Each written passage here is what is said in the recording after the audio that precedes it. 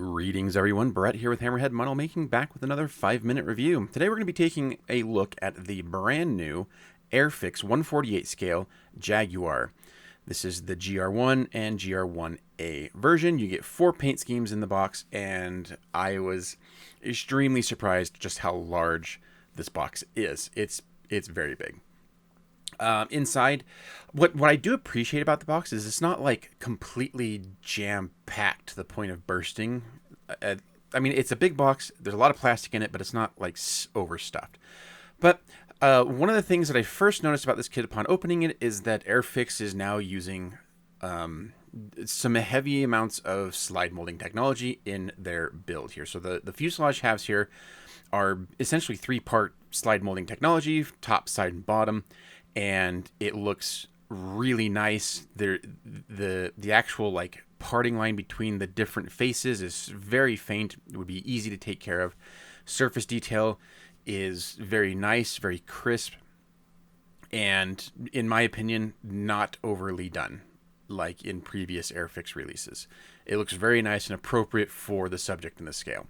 There isn't like an inordinate amount of riveting, but there is riveting and it looks nice. And they're keeping up with including a pilot in their kit, so that's always nice. Nose section here, and again, because the box is so big, the sprues are very large as well, very spaced out. You don't have they're not all cramped into the tiniest amount possible. And nice detail for the cockpit here. There were a number of parts that were loose in my kit, like the cockpit tub here. They don't appear to have any damage, just loose in the bags. Here you can see one of the drop tank parts is loose as well. Wheel well detail, looking really nice. You get a lot of like hoses and lines and wires and cabling and things. Looks appropriately busy. The remaining detail here, I don't know much about the Jaguar, and I was kind of like inspired to get this kit because a lot of my buddies were really excited about this kit, and I kind of had to jump on the bandwagon, as it were. But so I don't know what a lot of the details are on this kit, but the details that are present look nice. They look detailed. They look sharp. They look crisp. You get weighted wheels, the engine exhaust detail. You get separate flap detail. So lots of nice things going into this kit, and a lot of parts going into like the landing gear. The landing gear looks very complicated.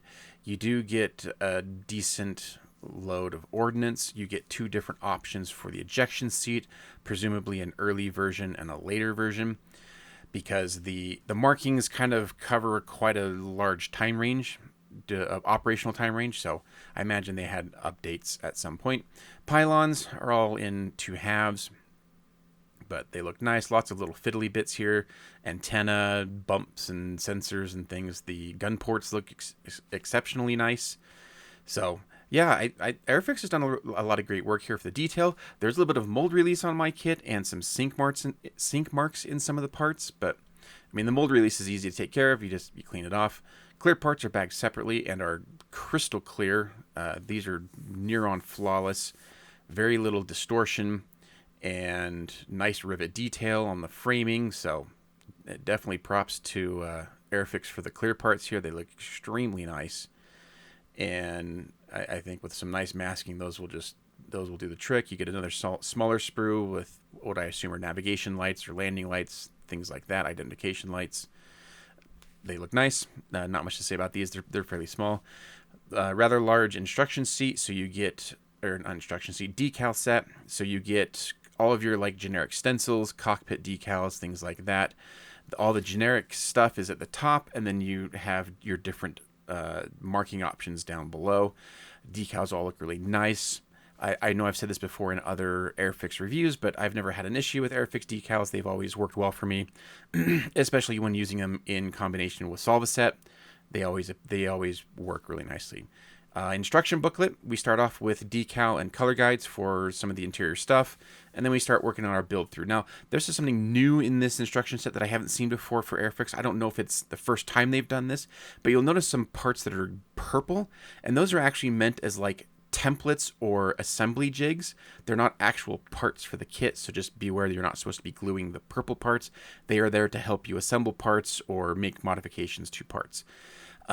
Interesting of note, you do not get intake trunking or first stage compressor detail, and you do not get options for raised flaps or raised landing gear, which is kind of a departure for Airfix. Normally they like to include options for both lowered and raised landing gear, and oftentimes like lowered and raised flaps. Just pointing that out. You do get a nice color and decal guide for your weapons, and then your 4 marking options. Here we have a Desert Storm option in the Desert Sand, Desert Pink color from early 90s. You get a wraparound camo scheme from the 70s from number 2 Squadron. I really like the wraparound camo paint schemes. They're really nice looking. This is another wraparound from early 90s, number 6 Squadron. And then finally we get a camo over light gray from number 54 Squadron from the 70s. So I know that Jaguar fans are going to be really excited about this kit. I think for non-Jaguar fans, it looks like it'll be a great kit of a interesting aircraft. I would recommend picking one up. I'm looking for this is one that I bought for myself. Looking forward to getting it on the bench at some point. So thanks for watching. We'll catch you guys on the next video. Take care, everyone.